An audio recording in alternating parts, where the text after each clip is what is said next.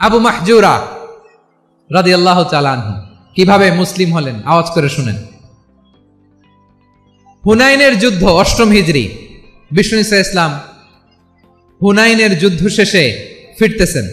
পথিমধ্যে বেলাল রাদিয়াল্লাহু তাআলা আনহু হুনাইনের যুদ্ধে ৮ম হিজরি। কত হিজরি সবাই বলেন না একটু, কত হিজরি? ৮ম হিজরিতে হুনাইনের যুদ্ধে রাসূল সাল্লাল্লাহু আলাইহি ওয়াসাল্লাম ফিরে আসতেছেন মদিনায়। পথিমধ্যে বেলাল রাদিয়াল্লাহু তাআলা আনহু আজান দিচ্ছেন। কি দিচ্ছেন? তো পাশে ছিল মুশরিকদের একটা পল্লী, কিছু মুশরিক তরুণ, কিছু অমুসলিম কিশোর, তারা আজানকে ব্যঙ্গ করতেছে। আমাদের বাংলায় মুখ ভেঙ্গানো বলে আর কি। বেলাল রাদিয়াল্লাহু তাআলা আনহু আজান দিচ্ছেন, ওই বাচ্চাগুলো মুশরিক, তো ওরা আজানকে ব্যঙ্গ করতেছে, বিকৃতি করে ওরাও আজান দিচ্ছে। উদ্দেশ্য হচ্ছে আজানকে নিয়ে ঠাট্টা করা। উদ্দেশ্য কি? ঠাট্টা করা। ব্যাপারটা মনে কষ্ট পাওয়ার মতো ব্যাপার না? কিন্তু বিশ্বনবী ওইখানে দেখেন কি খুঁজলেন। বিশ্বনবী খেয়াল করলেন অমুসলিম কিশোরদের মধ্য থেকে একটা কিশোরের গলাটা বড় দরাজ গলা, কণ্ঠটা বড় সুন্দর। খেয়াল করে দেখলেন যে কিছু কিশোর বেলালের আজানকে ব্যঙ্গ করে, বিকৃতি করে, কিন্তু একজনের কণ্ঠ দেখতে পাচ্ছেন না এত দূরে, কিন্তু কণ্ঠটা বড় সুন্দর, দরাজ গলা। বিশ্বনবী সাহাবীদেরকে বললেন, ধরো এগুলারে, ধরো। সবগুলারে ধরে বিশ্বনবীর সামনে আনা হলো। ওরা হাঁটু গেড়ে বসলো। বিশ্বনবী বললেন, তোমাদের মধ্যে কে যেন ব্যঙ্গ করে আজান দিচ্ছিল, তার গলাটা বড় উঁচু, গলার বেসটা বড় মজবুত, মেলোডিয়াস, সুমধুর কণ্ঠ। কে? আবু মাহজুরা বলে, আমার বন্ধুরা সবাই আমার দিকে আঙ্গুল দেখায়, আমি পড়ে গেছি বিপদে। রাসূল সাল্লাল্লাহু আলাইহি ওয়াসাল্লাম বাকি অমুসলিম তরুণদেরকে ছেড়ে দিলেন, বললেন তোমরা যাও। এবার আবু মাহজুরারে পাইছে। আবু মাহজুরার চুলের মধ্যে হাত দিলেন বিশ্বনবী, মাথায় হাত দিয়ে বললেন, এবার আজান দাও দেখি।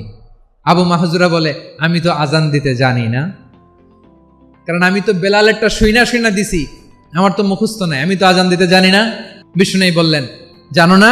তাহলে আসো, আমি তোমারে শিখাই দেই। সুবহানাল্লাহ পড়েন।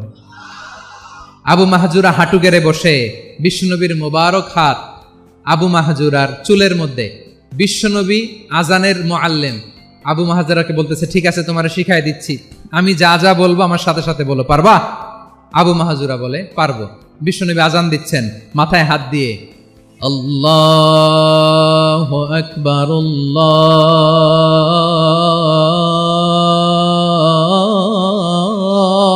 আল্লাহু আকবার। আবু মাহজুরা এই বাক্যটা পড়লেন।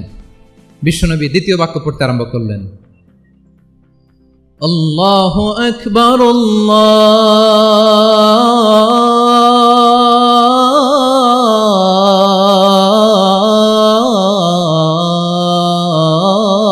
আল্লাহু আকবার। আবু মাহজুরা এই বাক্যটাও বললেন। বিশ্বনবী আবু মাহজুরার মাথার মধ্যে হাত দিয়ে তৃতীয় বাক্য বললেন,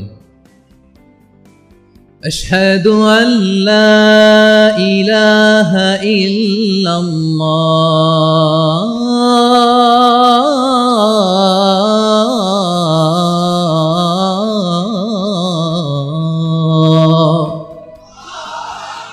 আবু মাহজুরা তৃতীয় বাক্য পড়লেন। বিশ্বনবী একটা বাক্য পরে আবু মাহজুরা পরে, বিশ্বনবী পরে আবু মাহজুরা পরে। আবু মাহজুরা কিন্তু অমুসলিম, মুশরিক।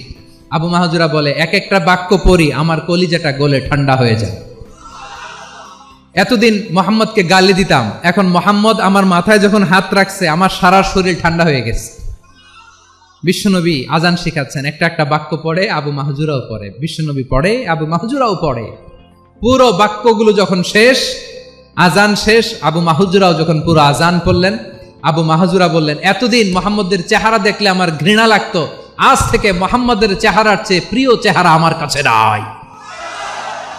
আবু মাহজুরা বললেন, ও মুহাম্মদ, আজানের বাক্য তো আপনি আমারে শেখালেন, এখানেই শেষ করবেন না, আপনি আমারে পড়ায় দেন, লা ইলাহা ইল্লাল্লাহু মুহাম্মাদুর রাসূলুল্লাহ সাল্লাল্লাহু আলাইহি ওয়াসাল্লাম। বিশ্বনবীর সাথে দাঁড়িয়ে উনি শাহাদা পড়ে মুসলমান হয়ে গেলেন। এবার আবু মাহজুরা বলে, ইয়া রাসূলুল্লাহ, ইয়া হাবিবাল্লাহ, আমি মুমিন হয়েছি, মুসলমান হয়েছি, আপনার কাছ থেকে আজান শিখার সৌভাগ্য আমি লাভ করেছি গো নবী। আমার কণ্ঠের বড় তারিফ করেছেন, আপনি আমার আজানকে আপনি পছন্দ করেছেন। একটা জিনিস আপনার কাছে চাই, আপনি আমাকে মক্কার মসজিদুল হারামের মুয়াজ্জিন হিসেবে অ্যাপয়েন্ট করে দে। বিষ্ণু ঈসা ইসলাম বললেন, যাও আবু মাহজুরা, আমি তোমাকে পৃথিবীর শ্রেষ্ঠতম মসজিদ মক্কার মসজিদুল হারামের মুয়াজ্জিন হিসেবে অ্যাপয়েন্ট করে দিলাম। দেখছেন কিভাবে ট্যালেন্ট হান্টিং করতে হয়, কিভাবে হিউম্যান রিসোর্স মানব সম্পদকে ব্যবহার করতে হয়। আসছিল আজানকে ভেঙাইতে, আসছিল কেন? আজানকে ব্যঙ্গ করার জন্য, বিকৃত করার জন্য। আজানকে বিকৃত করতে যে ইসলামের সবচেয়ে শ্রেষ্ঠ মসজিদের মুয়াজ্জিন হয়ে গেল। পড়েন সুবহানাল্লাহ। হযরত আবু মাহজুরা রাদিয়াল্লাহু তাআলা আনহু ওনার এই সুললিত কণ্ঠ ব্যবহার করে মসজিদুল হারামে এত সুন্দর করে আল্লাহু আকবার বলে আজান দিতেন, মানুষগুলোর, মুসল্লিগুলোর, মক্কাবাসীর হৃদয়কে তিনি বিগলিত করে দিতেন। মানুষের হৃদয়কে ঠান্ডা হয়ে যেত। শুধু এখানেই শেষ না ভাইয়েরা, বিশ্বনবী যখন সাইয়েদনা আবু মাহজুরা রাদিয়াল্লাহু তাআলা আনহুকে আজান শিখাচ্ছিলেন, বলেন তো বিশ্বনবীর হাতটা কোথায় ছিল? আবু মাহজুরার মাথার সামনে, এই চুলের উপরে ছিল।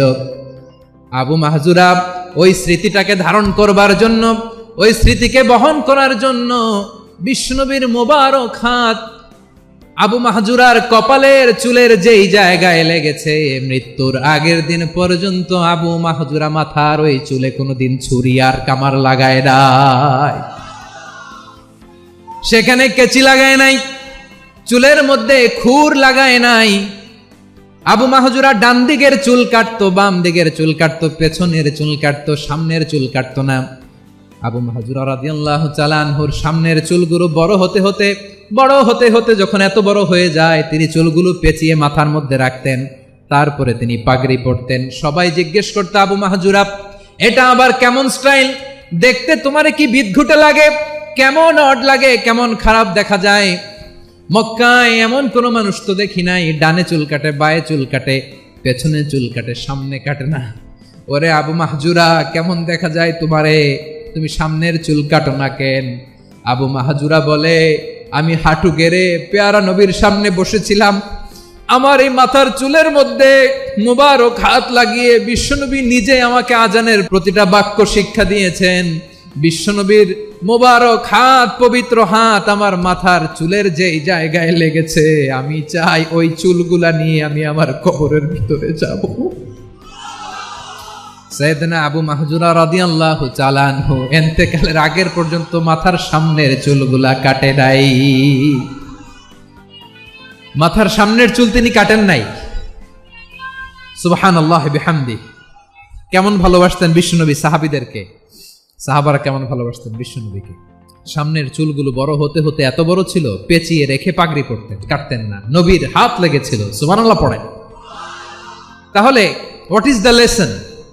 মোরাল অফ দ্য স্টোরি কি? মোরাল অফ দ্য স্টোরি হচ্ছে, আসছিল আজানকে ব্যঙ্গ করার জন্য, বিকৃত করার জন্য, হয়ে গেল মসজিদুল হারামের মুয়াজ্জিন। দেখেন বিশ্বনবী একটা খারাপ সিচুয়েশনের মধ্যে থেকে কি ভালো জিনিস বের করে আনলেন। আমি যে শুরুতে বলেছি কিভাবে তিনি হিউম্যান রিসোর্সকে ডেভেলপ করেছেন, ম্যানেজ করেছেন। তিনি যে চৌকস ট্যালেন্ট হান্টার ছিল, দেখেন সবার মধ্যে থেকে এর বাছাই করে মুয়াজ্জিন বানাই দিয়েছেন। সুবহানাল্লাহ পড়েন। তার মানে এই না সবাইরে ধরে ধরে উনি মুয়াজ্জিন বানাইছেন।